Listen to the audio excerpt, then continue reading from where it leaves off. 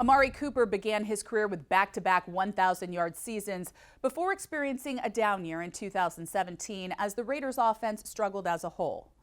Now they're equipped with an offensive mind unlike any other, and head coach John Gruden. And Amari's true potential lies in weight. Number 89 is our focus in this week's Spotlight.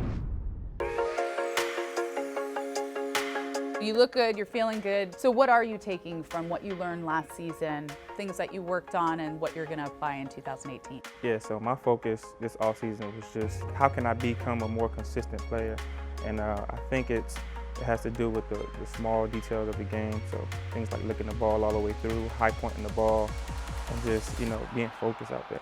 They go to the pass, and it's a big hitter. Amari Cooper with nobody in the picture for Philadelphia. So there's a lot of hype this season, and obviously you guys have a completely new coaching staff, starting with your head coach. It's an offensive-minded coach, which is nice, which is new for you. Did you notice that immediately, the change? I did. So let's go back to Alabama. I had a defensive-minded coach and Coach Saban, but my last year there, he brought in Lane Kiffin as the offensive coordinator, who's very offensive-minded and has history of being a head coach. So when I first got here, I had Jack Del Rio, a defensive-minded coach. And now, fast forward, bringing our coach in now, I can see the shift like back when I was at Alabama when Saban brought Kiffin in. It's kind of the same way with our coach now. Number 13 is allowed, last 6. Here we go, gotta get him. So you feel that with Gruden, you feel that with Olsen. What is it like working under an offense with him? You can see the difference. They focus on explosive plays. They try to get the ball to their playmakers in space, and so it should be an exciting year. When you met Gruden, what was it like? I mean, does he live up to the hype? Was it crazy out there? Because I've worked with him a couple times during the offseason.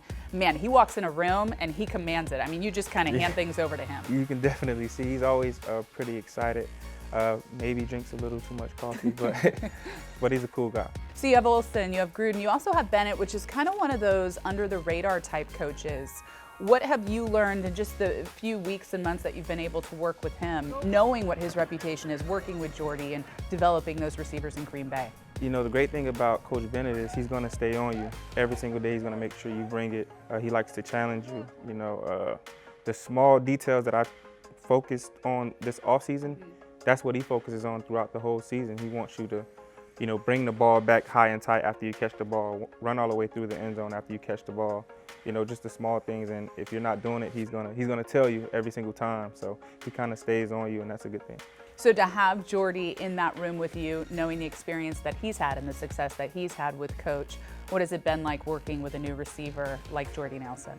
It's been great. He doesn't really talk much, but when he does talk in the room, it's something very important. He's always harping on the small details as well. If he has some advice to give you, he's going to give it to you.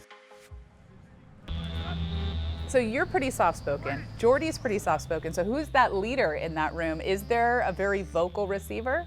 We don't really have a lot of vocal guys in there, but Jordy and myself, we like to lead by example on the field.